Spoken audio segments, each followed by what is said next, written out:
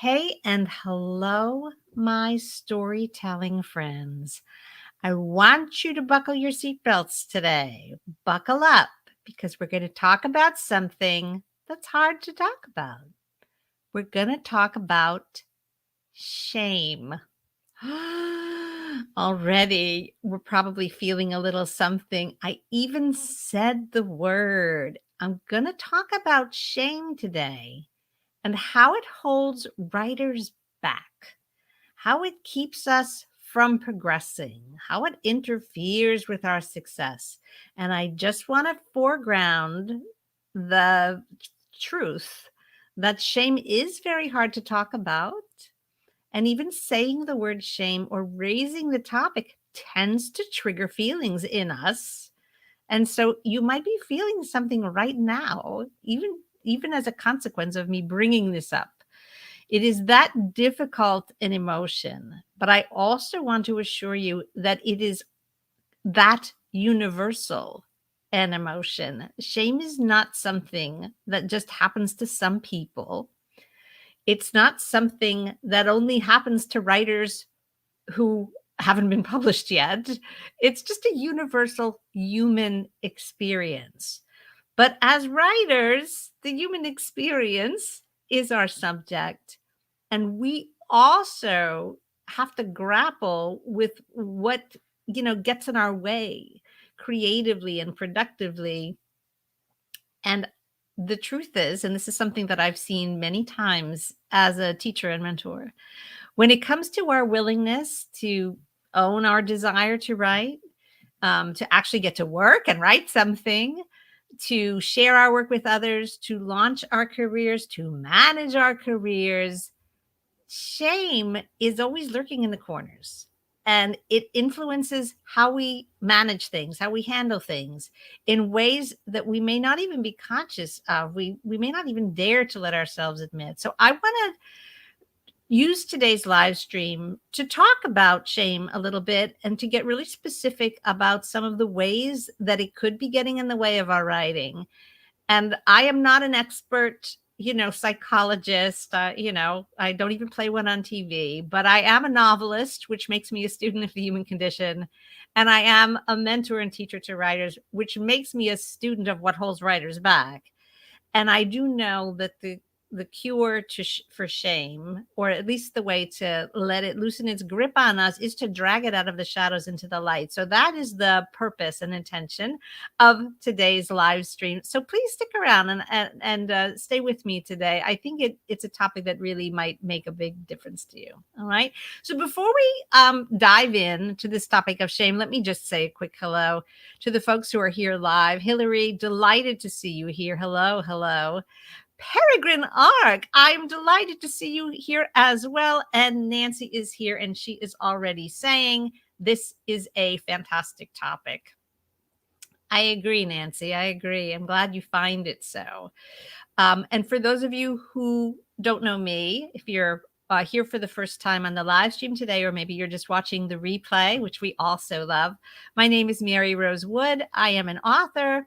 I'm best known for writing middle grade fiction. I'm the author of, so far, 14 novels published by Big Five houses. I've been doing this for a long time. And I'm also the founder of Path of the Storyteller, which is my own platform for teaching and mentoring people who want to write fiction at a high level. And I am always pleased to see some of my current and former students here with me today, but I'm also always delighted to see new people at the live stream. So if you're here watching on YouTube or Facebook, please consider yourself part of the Path of the Storyteller community.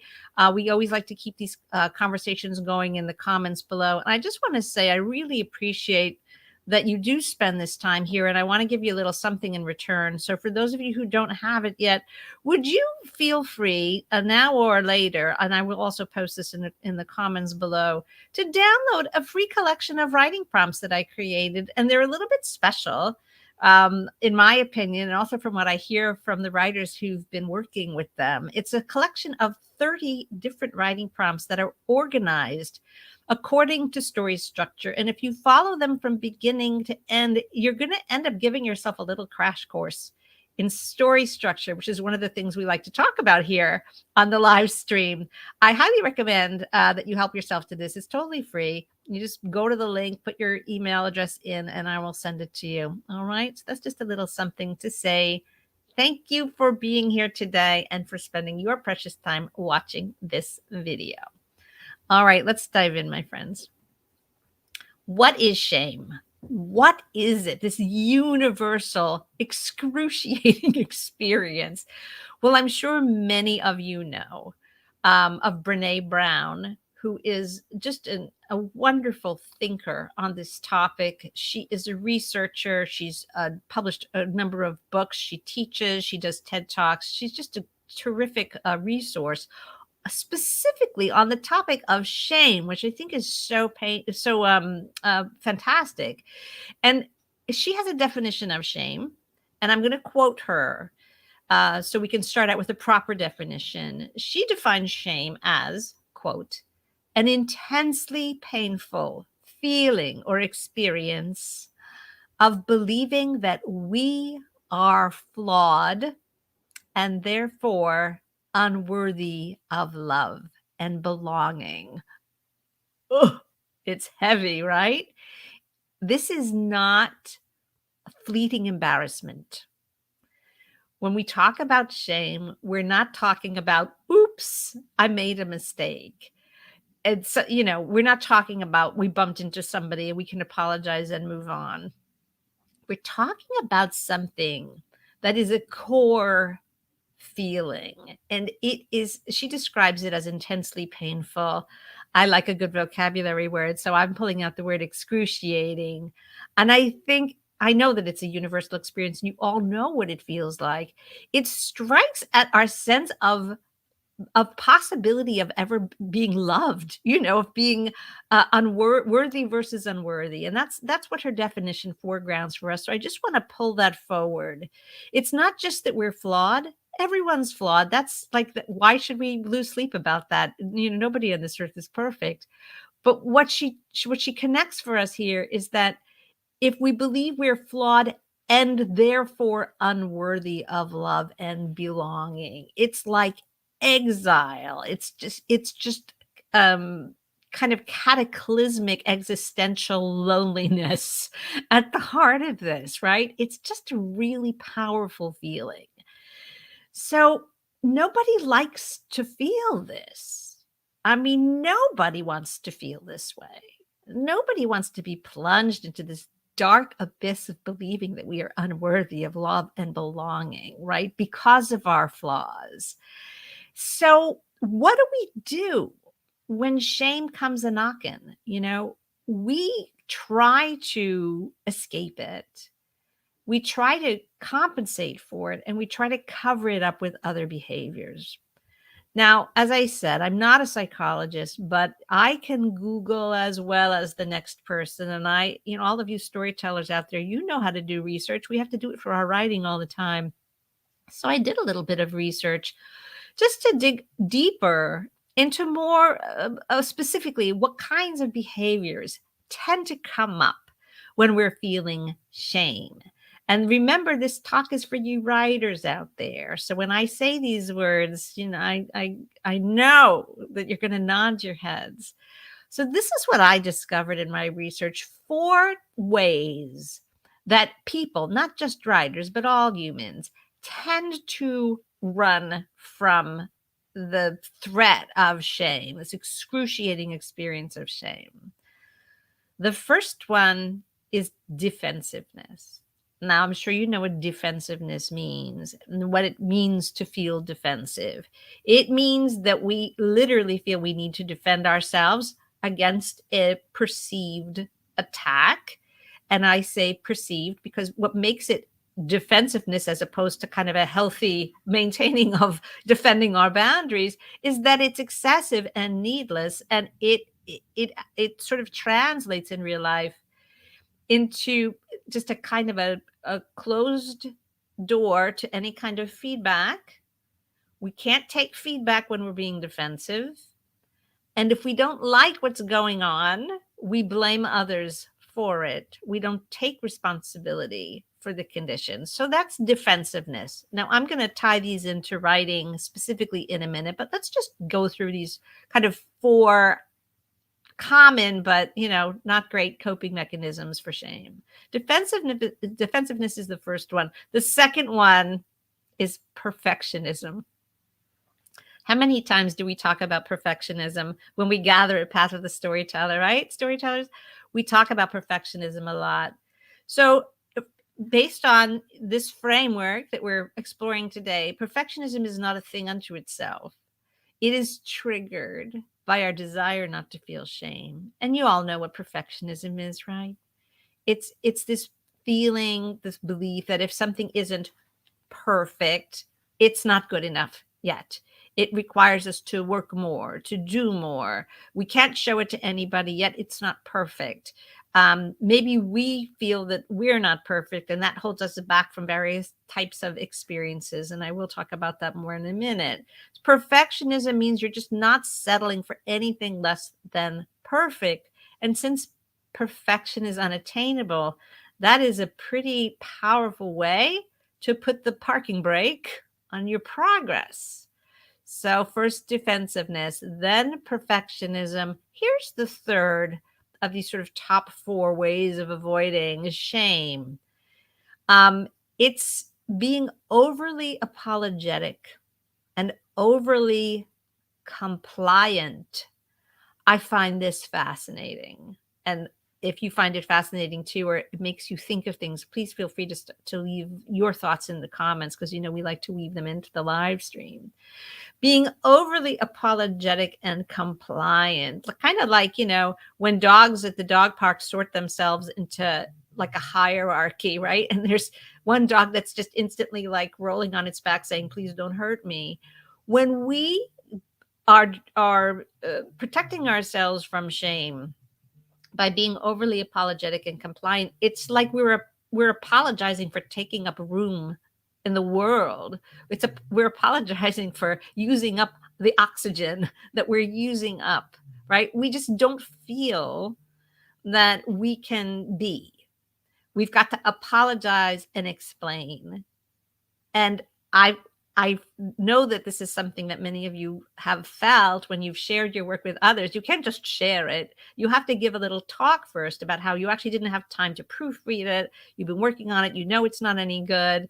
You've got to apologize for 3 minutes before you let anybody see it. So that is a very typical and recognizable bit of behavior. But this idea of being overly compliant is part of this apologetic protection against shame. And I want you to bear that in mind, because as those of you who've worked with me know, or if you watch this YouTube channel and you've looked at the live streams, I am so on the writer's side.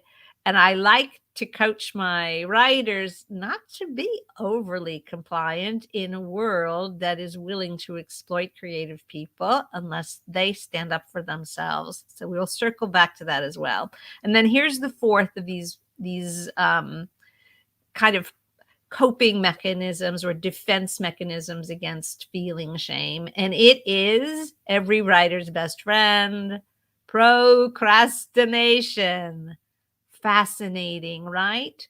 What if we stop thinking about procrastination as a lack of discipline and start looking at it as a coping mechanism that we're using completely unconsciously to keep shame at bay?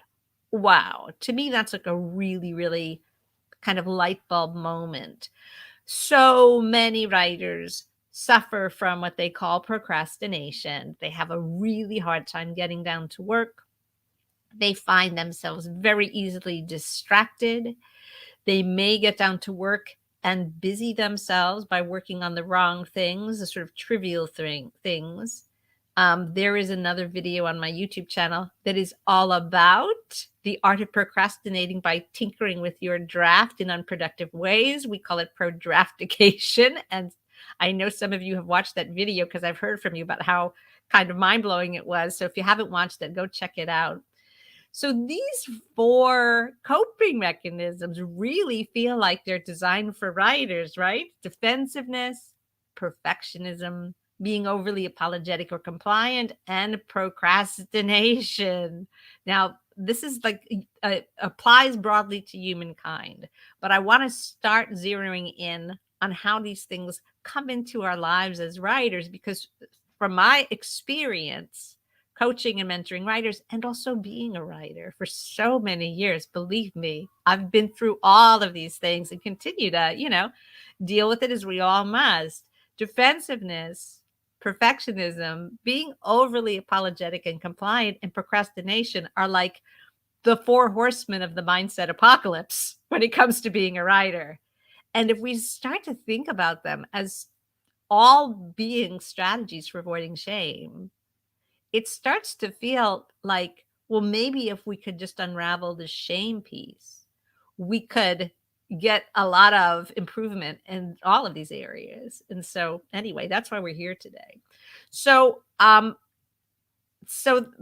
that's super interesting so far. I'm just checking the comments to see if anybody's got a question. Oh, more greetings. Lovely to see you here, Cynthia and Anne. Really glad that you made it for this talk. All right, awesome. So now let's move on a little bit. Now that we know what shame is, we know the kinds of ways that it like motivates human beings to kind of do backbends to avoid this excruciating yet universal experience.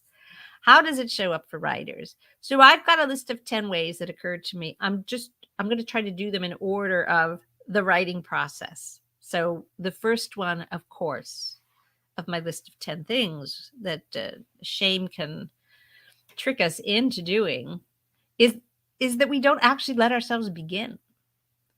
This is procrastination in its most lethal form, because the writer who is using the strategy of procrastination to avoid shame may put off beginning their journey as a writer, sometimes for years. Now, this is something I've heard from many writers. I just heard it again recently from a wonderful writer who is now sort of thriving and successful. And after some good inner work and really learning her craft, she's, getting published. And the idea that you can know that you want to be a writer, but simply put it off for 10 years. Like, I'm just not going to do it yet. You know it, but you just can't bring yourself to get started. And that you can spend a lot of time saying, yeah, this is what I want to do, but I just can't bring myself to get started. As I say, procrastination in its most lethal form, obviously that is going to hold a writer back. Seriously. If you are watching this video and you know you want to be a writer and you haven't been able to bring yourself to get started yet, I want you to ask yourself, what excuses are you using right now? I'm too busy. I don't have an idea. I don't have the discipline. Blah, blah, blah, blah, blah, blah, blah, blah, blah, blah, blah. Is it possible that there's something having to do with shame that is at the core of all this? Just a question. All right, that's number one. Number two on the list. All right, we've begun writing, but we keep our writing a secret from everyone. So this is like the baby step, right? The writer who hasn't let themselves even write anything is in a pretty deep well. But I have heard this more than once from writers who've come to me to study or for mentorship or for advice, that they write in secret. Really, like even their partners, their husbands or wives, their best friends do not know that they write. They do it alone. They do it in the car. They find ways to do it in secret. Now, I just want to ask you, what else in your life would you feel so vulnerable about that you felt that you had to keep it a secret? Not just from, your judgmental Aunt Tilly or, the people, the neighbors that you don't like, but the people that you feel closest to, your partner, your best friend. You can't bring yourself to tell them that you write. What is it at the bottom of that impulse toward secrecy? What is it? It is as if we are literally doing something shameful. So if that one resonates with you, again, I have to ask you, where is the shame attached to the idea of writing or being a writer coming from? What does it look like? Just unravel it a bit. Unravel it a bit. See what it might be. Number 3 on my list. So maybe now you're writing. Maybe now a couple of people know. But writers who are struggling with shame sometimes may not even know that that's what they're struggling with. And yet it is the reason that they don't seem to be able to bring themselves to take a class, to go to a workshop, to get some training. They are doing it, but they can't own the desire to do it enough to kind of systematize it, to say, this is something I would like to be good at. It's something I'd like to be successful at. So I'm going to learn how to do it properly. Like, they can't get to that point. And I just want to say that I've seen this play out in a couple of ways. One of them is, this kind of unapologeticness, right? This sense of like, I'm just not worthy to take up space in a class. I'm not worthy to waste the time of a high-level teacher. I'm just not, I don't deserve that. So that's one piece. But I've also seen perfectionism play a role in this type of thinking. When a student will say to me, "Well, I don't want to take a class yet because I just am not good enough. I'm afraid I won't be good enough. I don't think I'm ready. I need to be a better writer in order to get training." Now, listen, I'm not making fun of anybody because, as I say, this is a human emotion, and these are the ways our minds try to protect us from the pain of shame. So this is all, stuff that we're all inclined to do. But the logical fallacy of, I don't know how to do this well enough to learn how to do it, is self-evident. And that's the perfectionism, right? That's the trick of perfectionism, putting a little fog over our thinking. The other way I've seen this play out is through defensiveness, because some writers will say, well, I understand, that there's training available, but I'm good. I'm good. I don't really think that anybody can teach me anything that I can't figure out for myself. Or, teachers don't really know what they're doing, or you have to figure it out on your own, or I can just read my way into being a good writer. I'll just pay attention when I read. Or maybe they'll say, oh, well, it all has to do with talent anyway. This is all kind of defensiveness. You can see that, I'm sure. It's fundamentally like, nobody can really teach me anything. I'm not really open to feedback.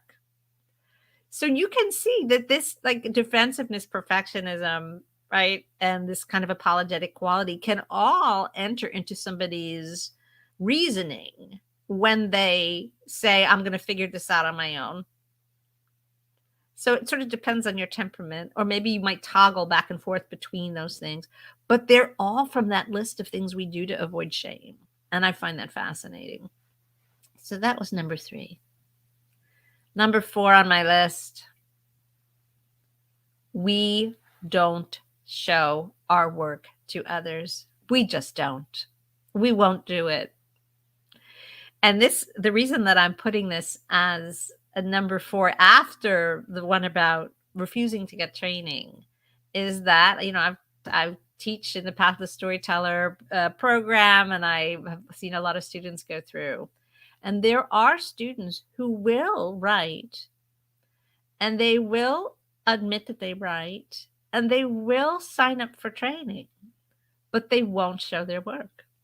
So to me, it's something that can even come right at that point in the process of grappling with our shame-avoiding behaviors and how they get in our way as writers, even within a training program that they've committed to, and they've spent money, and they've, devoting time. They don't really fully participate. They sit on the sidelines as observers. They really don't want to put their work forward. And, again, I'm very sympathetic to this strategy because I think this is one that I resonate with a lot. myself and my own history, many decades of being parts of various workshops and stuff, I always liked, and of course here I am mentoring and teaching, but I always liked the analytical part. I always really liked looking at other people's work, uh, more than I liked putting my own work up, right, for feedback. But the truth is, the only way that you learn is by fully participating, right? It's not intellectualizing, it's not theorizing, it's not observing. You'll learn from observing. You will learn, you learn something, but in order to put the stuff that you're learning into practice, you've got to roll up your sleeves, and it is about your own work. So the writer who can sort of take it to that level, but then wants to sit on the sidelines and not put their work forward is possibly, grappling with some of this shame behavior. All right. Now, moving on to everybody's other favorite topic, we talked about procrastination, and I said that I had done a live stream just about that quite recently that you can go check out. There's another one that I did quite recently that I know resonated with a lot of you, and it was about revision.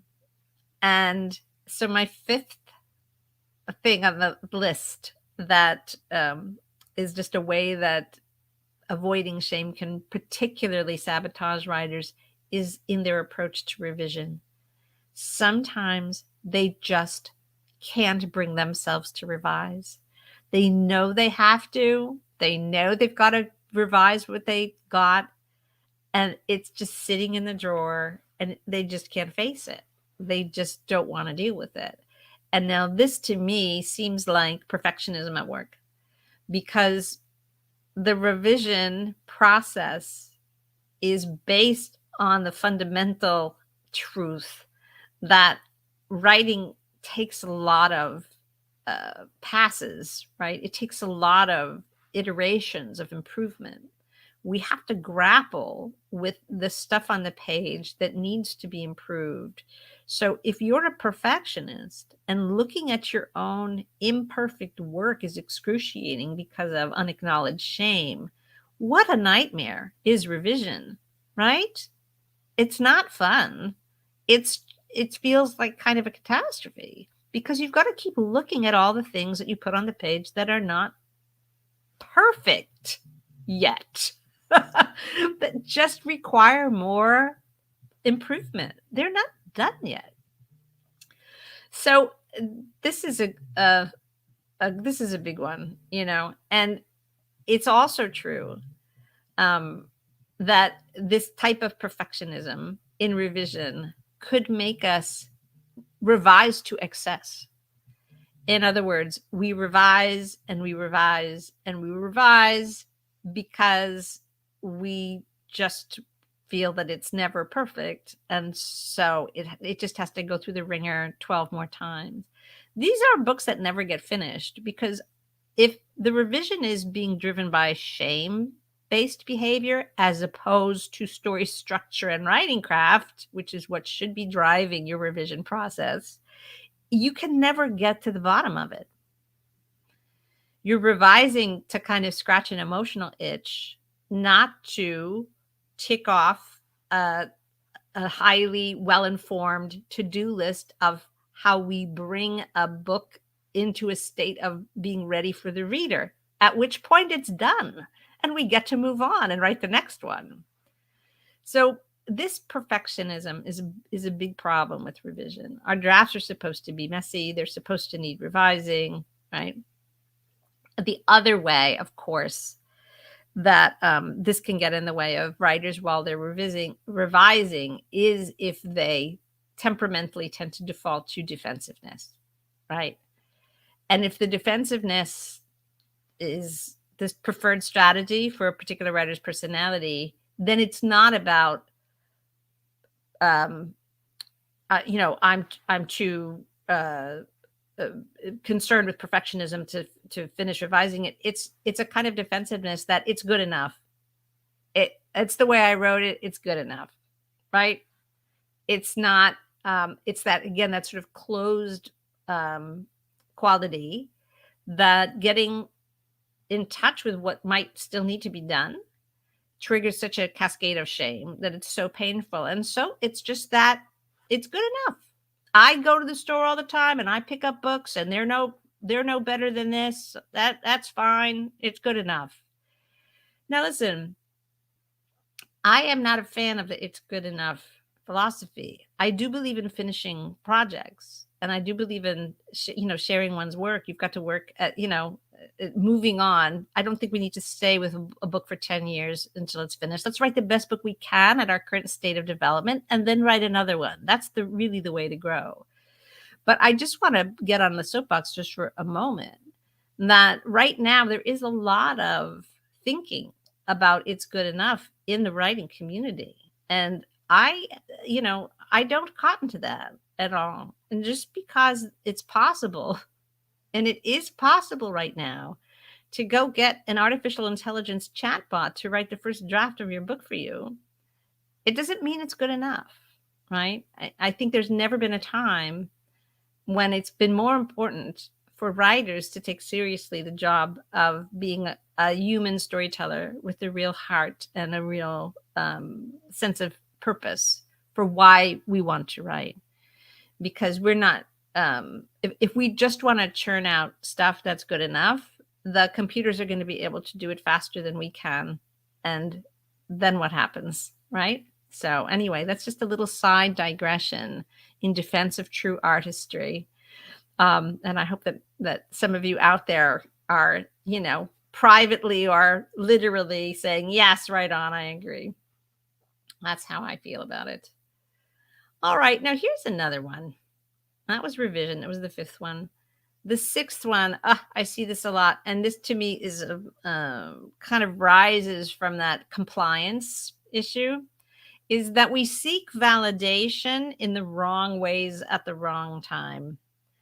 In other words, a writer who deals with shame by being like, a good kid, like that sort of good girl syndrome, is wanting to get everything right, is wanting other people to say, yes, you did a good job, is not trusting their own process, is not trusting their own authority over their own writing process and over the development of themselves as a writer and of the development of each book that they're creating. And so they become very, very vulnerable to wanting to query something right away just to see if anybody likes it, right? Or maybe overly sharing it, submitting pieces of it here and there, and right, just desperate for some external validation. This to me is a kind of compliance reflex. Because the truth is, until your book is done, you are really the only one who understands the vision that you have for it. And it's useful to have accountability as you work. It's useful to have guidance, like good technical guidance, to have a good skill set about story structure and writing craft. All these things are essential. But we don't want to be obedient in terms of our creative process, because at that point, we've made our book the property of the committee. We can get useful feedback, but then we are the ones who have to decide whether it's helpful. And so this idea that we should query things or, show it to an agent right away, or, just try to get it out into the world to see if anybody will tell us that it's worth working on. It's so vulnerable and dear, but it also can rise from this like shame-based coping mechanism of just right away wanting to make sure that it's okay in somebody else's eyes, as opposed to sort of trusting our own authority, our own judgment. All right. I'm going to go through the rest of these because I see some really good comments coming up. We want to deal with those as well. So number 7. Now, I'm as you see, I'm sort of taking this through the process of development, from start to maybe training, to sharing it with others, to maybe what we're feeling when we might jump to querying something that isn't quite revised yet, all that other stuff. Now what happens when we actually have stuff out into the world? And I just want to really foreground this, that these shame-based behaviors are not just for beginning writers. Like, this is just what it is to live a life. as a human being and particularly as a writer. So let's say we're at a level in our career where we've got an agent, we've got books on submission, like we're ready to start to go out into the public and try to make a career of this. We might refuse to network. That word is so problematic for people I know. But what does it mean to network? It means to build a community of fellow travelers on the journey, of writers who can support you and the folks that you can support in turn, understanding how the business works, meeting the agents, meeting the editors. If you write children's books, as I do, you're also going to meet librarians and influential bloggers. And like, there's just a lot of people out there in the publishing ecosystem. And we need to get to know these people because they're our colleagues. We can't succeed without them, and they can't succeed without us, right? It is an ecosystem. And if we refuse to network, if we refuse to get out there and meet the people who are our colleagues in our chosen profession, then we're sabotaging ourselves. And why might shame prevent us from doing that? Well, here's the stuff that I hear from writers. They're like, "Oh, well, I like writing, but I could never like sell myself. I can't market my own books, that there's this like real sense of one could call it like introversion or shyness, but I'm here to tell you it's not just that. It's that there's shame attached to the idea of putting yourself out there. So fundamentally, this is that kind of apologetic, like, I just don't, I don't deserve to take up space. Who am I to go out there and take my seat at the table? But it's also this kind of defensive thing. To me, it's so interesting how the same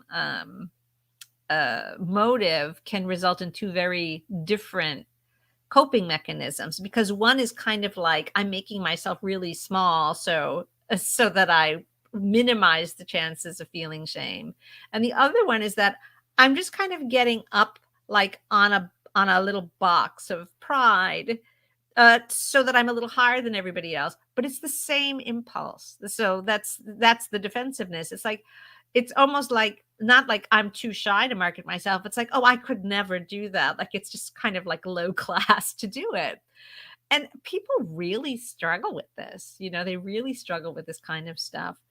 So this can be very a serious obstacle, because you might have a terrific book, but you just are unwilling to participate in the business. Shame again, rearing its ugly head. Some writers, so let me move on to number 8. Some writers will take this a step further and say, well, I'm not going to engage at all with the publishing industry because I've heard blah, blah, blah, blah, blah.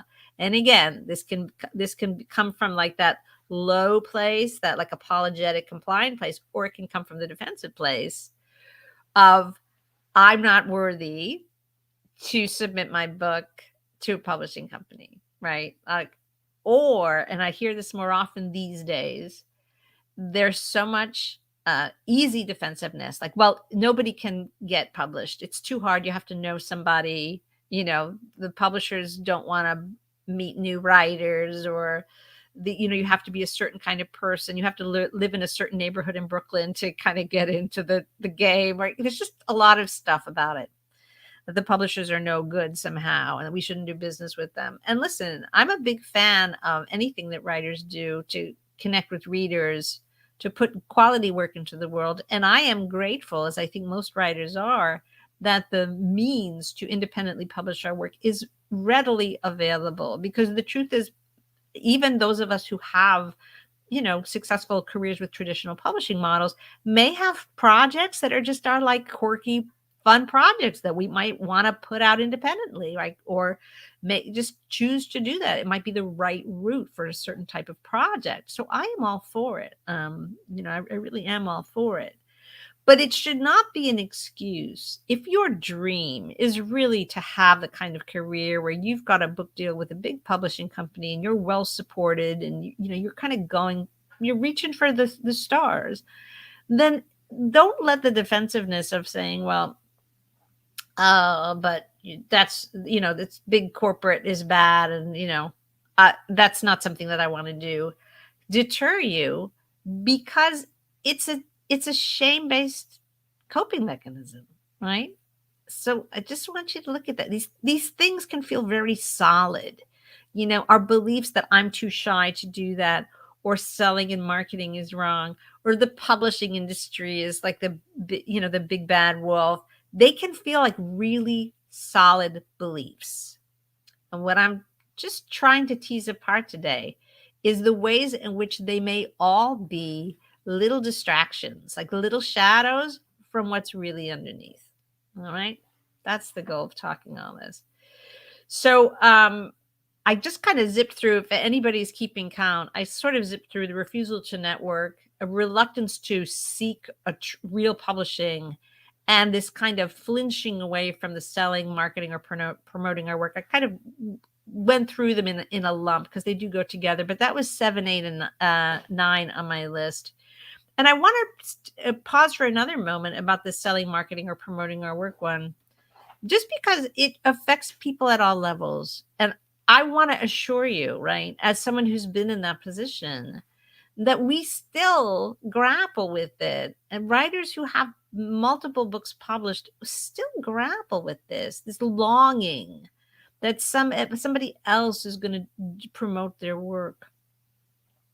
And it's something that a lot of writers that I know who are quite successful, have to contend with.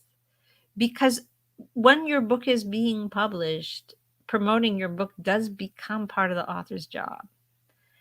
And if you haven't dealt with your complexity of emotions about it, it's going to be really, really difficult to do.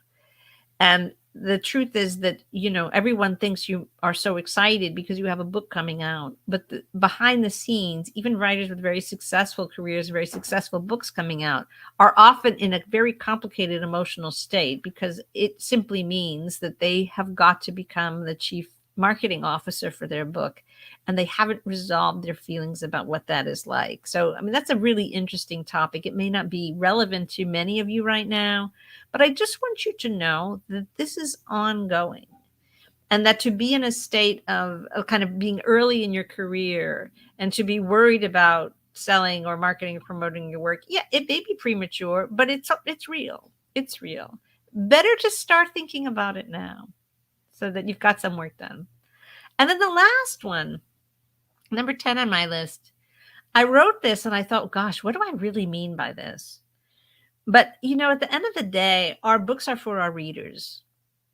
That's why we write them. And our readers, if we're fortunate, are out there in droves. And we are going to have a book that is in the hands of a lot of people, a lot of people. And what are those people going to do? They're going to have opinions. Some of them are going to like our book. Some of them are not going to like our book. Some of them are going to leave reviews on Goodreads, on Amazon, on other book sites. Some of them are going to do blog reviews. We're going to get to hear what they think. Unless we really insist on living in a bubble, we are going to hear what our readers think of our books. And if we are struggling with the idea of shame, the idea of facing our readers can be daunting. And I know that if you haven't published yet, if you're at whatever place on the journey, you might say, oh, I'd be so grateful to have readers.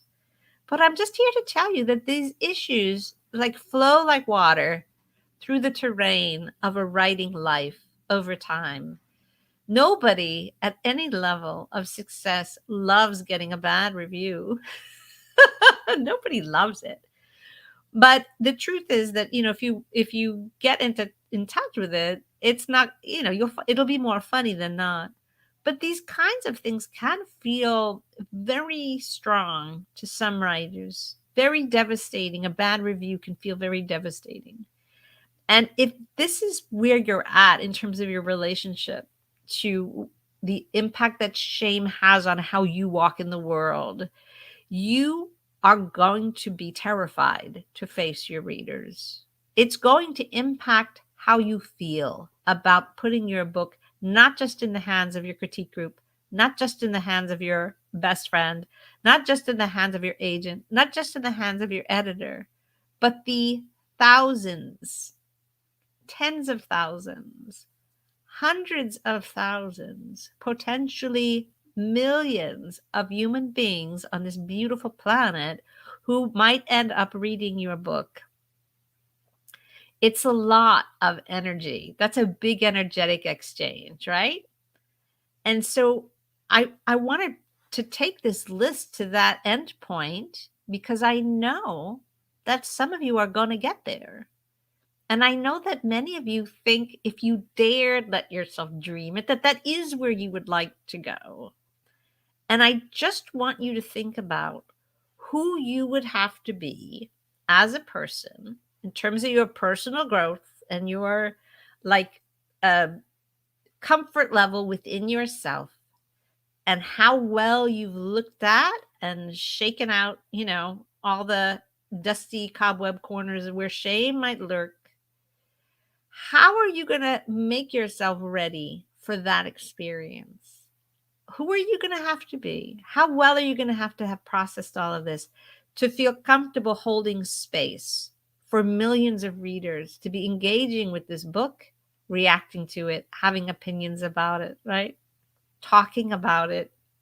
You really let something loose in the world. And if shame is something that you find, drives you, that sense of exposure is so intense. So I think that, this topic, which, was inspired by a conversation that we had in our Path of the Storyteller alumni group, the Storyteller Circle, which is just an amazing community of writers. This topic came up and I've been thinking about it so much. And I just realized, that this is work that we have to do in order to be truly ready for success. That's one of the reasons I wanted to talk about it today. So I hope that gives you a lot to think about. So let me just conclude, and then we'll look at some of these comments and draw them in. Back to Brené Brown, who is the expert on this topic. And she says shame is all about secrecy, but she also talks about the things that deactivate shame, kind of like the enemies of shame. And the first one that she talks about is empathy. And empathy is when we know that we are around other people who get it, who get what we're feeling, validate it, or empathize with it.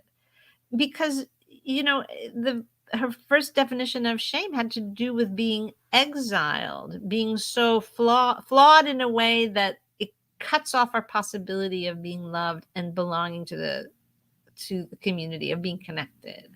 So empathy is a profound type of connection. And so it just deactivates shame. It just melts it. Connection is the enemy of shame, is another thing that Brené Brown says, right? Connection with others, being part of a group that's willing to have conversations about this, finding your writing tribe, your peers who are, not just maybe willing to share some pages for critique, but to be willing to talk about these kinds of feelings. This is really powerful.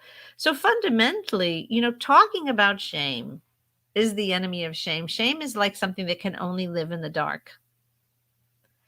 And so when we cast some light on it, when we throw some light into those dark corners, we are taking a very big step toward taking away the power of shame and all of the ways that it can impact our lives both as human beings, but our progress as writers, our development as writers, the way we go about our work, our improvement, our launching our careers, and how we manage our careers, right? And if we think, if we could kind of cure perfectionism, defensiveness, apologeticness, and excessive compliance and procrastination by dealing with shame, boy, imagine how much easier it would be to go about our lives as writers without those guys hanging around. Okay, let's let them loosen their grip. All right. So that's my talk today. I'm so glad that you guys were here. I'm going to look at the comments in a minute, but if you're not staying for the comments, I just want to thank you for being on the live stream today. Thank you for watching the replay. If you like the content, please subscribe to the channel. You can give it a thumbs up if you would like. That's super helpful to the channel, and I really appreciate it. All right, let me look at some of these great comments. Here, I'm going to bring up a comment from Hillary first. Let's see what Hillary's sharing today. So she's talking about this good girl thing and shares that she finds it much easier to conquer procrastination for a writing prompt than to work on her book. See, that is so interesting, Hillary, right? Because a writing prompt is like a little assignment that the teacher gave you. And if you do it, you get a check, right? But your book is your personal thing. And it's not got that a quality of the external validation, even though the writing prompt is, that kind of external validation is sort of imaginary, right? That's a really, really interesting observation. I wonder if anybody else out there relates to what Hillary said, that if somebody gives you a little prompt or an assignment, or a little project to work on, that it's a lot easier to just get to it than it is to work on your own book because you've got someone to please. Really interesting, Hillary. Let's take up this comment from Anne. Anne is focusing on this idea of marketing. Anne says, I find the idea of marketing really unpleasant. But I don't even have a draft done yet. LOL. Well, so luckily you've got time to work on this, Anne, and you're hoping that when the day comes, you'll be able to get help from your family and friends. Well, I'm sure you will get help, Anne, but I think what you're sharing that's so important is that you find the idea of marketing really unpleasant. I think that that is something that a lot of your colleagues can relate to. And maybe that's a topic worth exploring, right? Because if we want to write books that are good enough to be published and connect with readers, what is marketing but the actual handing of the book to the reader? How does the reader find the book? That's what marketing is. How do we bring our book to market? Right? If we were farmers and we grew really, really good tomatoes, would we be embarrassed to bring them to market? I want you to think about that. I have a feeling that if you were a farmer and you grew the best tomatoes in the county, that you would love bringing them to market. And you would think about what that was like. You'd have your fantastic tomatoes. People would be coming and they would be oohing and these tomatoes are fantastic. And you'd be weighing them and putting them in a little paper bag and chatting with your customers and enjoying the day. It's not unpleasant to take your goods to market. Why do we think that marketing is unpleasant when it's our book? I'm just going to leave that question out there for you guys to think about. So thank you, Anne, for sharing that. Here we have a comment from Peregrine Arc. I love it. And author scratch work. A good deep psychological dive. And yes, we go deep sometimes on this YouTube channel. This is what we do here. It is good to prepare. I agree. And you share, I think a lot of these feelings run in the back of our mind. Good to put a framework around it. Yep, I agree. I think that Brené Brown's work is so essential for bringing the idea of shame forward. And she did right. Even just talking about shame makes people go do we have to? It feels shameful to talk about shame. Isn't that interesting? Interesting. I'm going to bring Nancy's comment up, and I think we're definitely close to being done here. Nancy says, I've always tried to stay under the radar as a strategy to avoid shame. I can see now, she says. That phrase, Nancy, under the radar, is so relatable. It's so powerful. It's like I literally tried not to be seen or heard. And then you say, be a student forever, never crossing the line into commitment as a writer. It's like I was living in the parallel universe, keeping in the shadows. What a beautiful thing to share, Nancy. You just helped a lot of people by sharing that. I have no doubt. Who else out there feels like staying under the radar, staying in student mode, right? Staying in the shadows, as Nancy put so beautifully, has been a strategy that you've been stuck in. And maybe you had excuses or reasons that you were like, no, no, no, this is how I am. Maybe I'm shy. Maybe I feel like I need to learn more, blah, blah, blah, blah, blah, right? And what if we could say, you know what? Maybe it's just all shame. Like, just simplify it. Take that framework, as Nancy calls it, and bring it forward. Thank you, Nancy. I really appreciate that. We've got some other great comments, folks relating to Hillary's comment, and then we'll just do one more before we wrap up for today. Let's bring this one back. It's part of a great conversation that's going on in the comments. And Peregrine says, I think for marketing, for me personally, I don't like the realm of sales or salespeople in general because I have this image of pushing something onto someone. And isn't that the key, right? The idea of selling or marketing as pushing something onto some unwilling recipient. Nobody likes that, right? That sort of feeling of being at the used car dealership where they're trying to convince you. It's not a trusting relationship. It doesn't feel honest.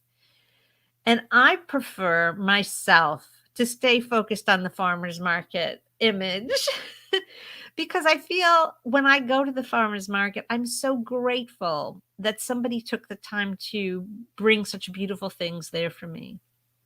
I know how hard it was to grow those tomatoes, and I can see how good they're going to be when I slice them up and put them on a sandwich. I'm just really grateful that somebody made beautiful things, grew beautiful things for my benefit. And that is just as valid a conception of marketing sales as is this kind of false, dishonest approach. And I completely agree with you, right? I completely get what you're saying about pushing things onto people that don't want them. I just want to maybe take the moment to ask you to explore your own history, right? Of being like persuaded or bullied or forced into buying something that you didn't want. And has it ever happened to you with a book? Has that ever happened to you with a book? You know? So definitely so many things to think of. So many things to think of. Oh, well, okay. Now you've just given me the great closing comment of all, Peregrine. Thank you for that. After this, I will wrap up because we're on for an hour now. Peregrine says, I'll keep that tomato image in mind. If they don't like my book, I guess they could always throw the tomato at me. Just kidding. That's right. Listen, our readers are entitled to their opinions. And I think that, I don't want to get hit by a tomato, but if it's a delicious tomato, I certainly would love to have it and just put it on my dinner plate. So grateful for the marketing that connects us with these beautiful things. Very funny. All right, gang, thanks so much for participating. Really great discussion in the comments. Really wonderful stuff to share. Really appreciate all of that. So I'll tell you what, until I see you, keep writing, keep thinking about these issues. Keep the conversation going in the comments. I have a feeling there's going to be more to say about this as the topic settles. And I will look forward to seeing you on the next live stream. Happy writing.